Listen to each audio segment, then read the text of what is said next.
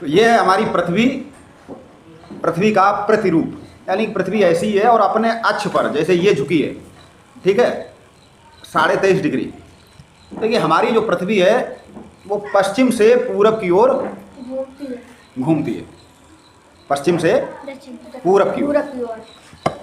इस पृथ्वी पर पूरब किधर है? हमेशा सीधे हाथ की ओर, और पश्चिम किधर होता? बाएं हाथ की ओर, यानी बाईं से दाईं ओर ये घूमती। अब देखिए हमारी जो पृथ्वी है इस पर जो ये पड़ी रेखाएं हैं ये क्या रेखाएं कहलाती है? अक्षांश। और ये जो खड़ी रेखाएं हैं ये कहलाती हैं देशांतर। तो देखिए सबसे बड़ा काम अक्षांश और देशांतर की ये है कि वास्तविक स्थान, वास्तविक स्थिति पता चलती, पहली बात। तो दूसरी बात, इन देशांतर रेखाओं का क्या लाभ है?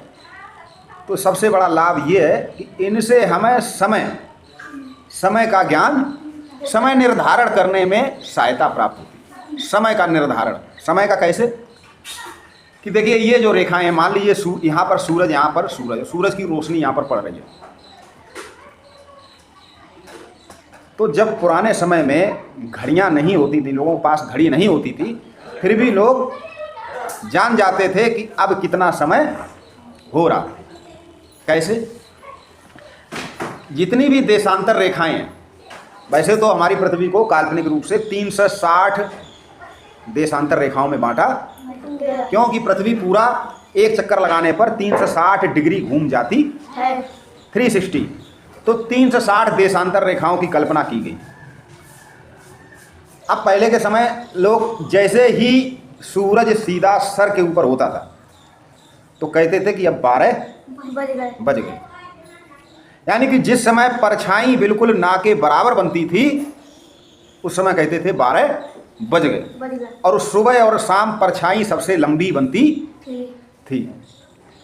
तो हर देशांतर रेखा पर जब सूरज, देखिए यहाँ पर सूरज है और ये पृथ्वी घूम रही है, तो एक बार तो ऐसा होगा ही पूरे दिन में, क्योंकि पूरे एक दिन में 24 घंटे में पूरी पृथ्वी पूरा एक चक्कर लगाती है।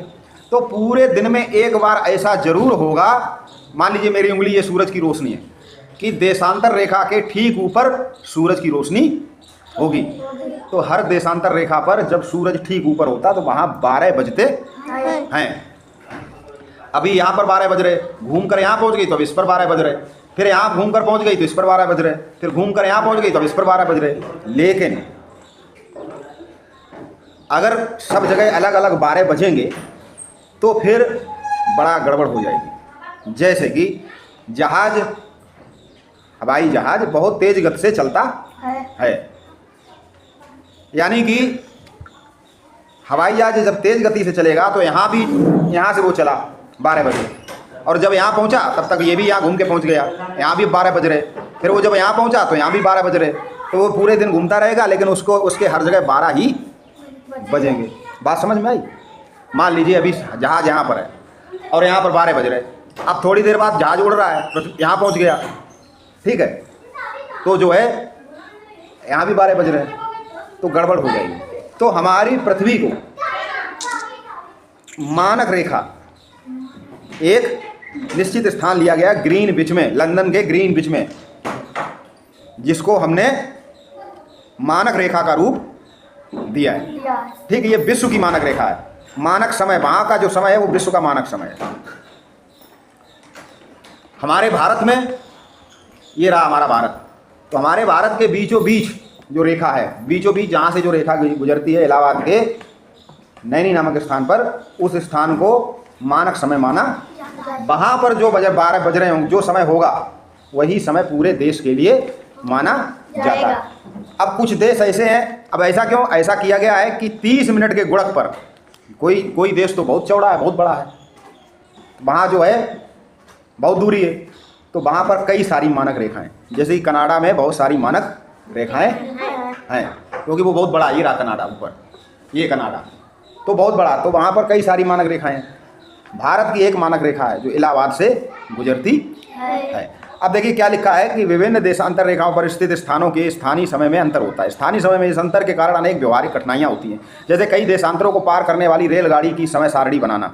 हमारे देश के सबसे पूर्वी और सबसे पश्चिमी भाग के बीच लगभग 29 डिग्री का देशांतरी विस्तार है, अतः दोनों स्थानों के समय में लगभग 2 घंटे का अंतर आता है। इस समस्या को दूर करने के लिए आवश्यक है कि प्रत्येक देश की एक केंद्रीय मानक समय रेखा हो और इसी मानक समय रेखा के स्थानीय समय को सारे देश का मानक समय माना जाता है। अब इलाहाबाद में जो टाइम होगा वही टाइम पूरे देश में माना। केवल तुम्हारे सर पे अगर सूरज है तो तुम 12 नहीं बजाओगे, ठीक है, क्योंकि नियम तो ये कहता है कि हमारे सर पे सूरज है, यहाँ 12 बज गए तो 12 नहीं बजाओगे। हम वही समय मानेंगे जो उस समय इलाहाबाद में होगा, ठीक है। हाँ, तो हमारे देश में 82.5 डिग्री पूर्वी देशांतर रेखा को मानक मध्याह्न रेखा कहते हैं। इस रेखा के स्थानीय समय को भारतीय मानक समय इंडियन स्टैंडर्ड टाइम कहते हैं। भारतीय मानक समय ग्रीनविच मानक समय से 5 घंटा 30 मिनट आगे रहता है।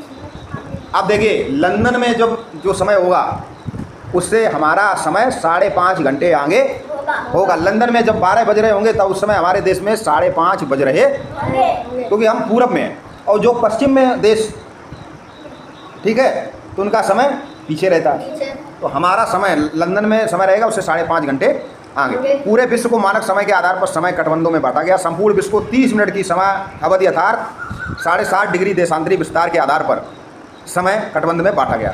अतः कोई भी देश 30 मिनट के गुणक के अंतराल पर ही अपना मानक समय निर्धारित करता है। उदाहरण के लिए भारत और श्रीलंका का मानक समय ग्रीनविच मानक समय से 5.5 घंटे आगे रहता है। पाकिस्तान बांग्लादेश का मानक समय ग्रीनविच से 5 बजे और 6 घंटे आगे रहता है। अब जिस समय अगर 12 बज रहे हैं कहाँ पर, लंदन में, तो पाकिस्तान में उस समय 5 बज रहे होंगे, हमारे देश में 5:30 बज रहे होंगे और बांग्लादेश में 6 बज रहे होंगे, ठीक है। अंतर्राष्ट्रीय तिथि रेखा क्या है कि पृथ्वी लगभग गोल है और प्रत्येक स्थान पर पूर्व या पश्चिम किसी भी दिशा में यात्रा करके पहुंचा जा सकता है। तो ग्लोब पर 180 डिग्री की पूर्वी व पश्चिमी देशांतर रेखा एक ही रेखा होती है, ठीक है। ग्लोब पर 180 डिग्री की पूर्वी व पश्चिमी, यदि 0 डिग्री देशांतर रेखा से 180 डिग्री पूर्वी देशांतर की ओर चलें तो 12 घंटे का समय बढ़ जाता है। और अगर 0 डिग्री से 180 डिग्री पश्चिमी देशांतर की ओर चलें तो 12 घंटे का समय कम हो जाता है, ठीक है। जो कुछ चीज़ें हैं जैसे अंटार्कटिक व्रत है, धरातल पर दक्षिणी गोलार्ध में विषुवत व्रत से 66.5 कोड़ी दूरी पर खींचा के काल्पनिक व्रत। तो ये था समय निर्धारण का तरीका, टाइम। तो टाइम अगर कोई पूछे कि समय कैसे निर्धारित हो तो हम कहेंगे देशांतर रेखाओं के माध्यम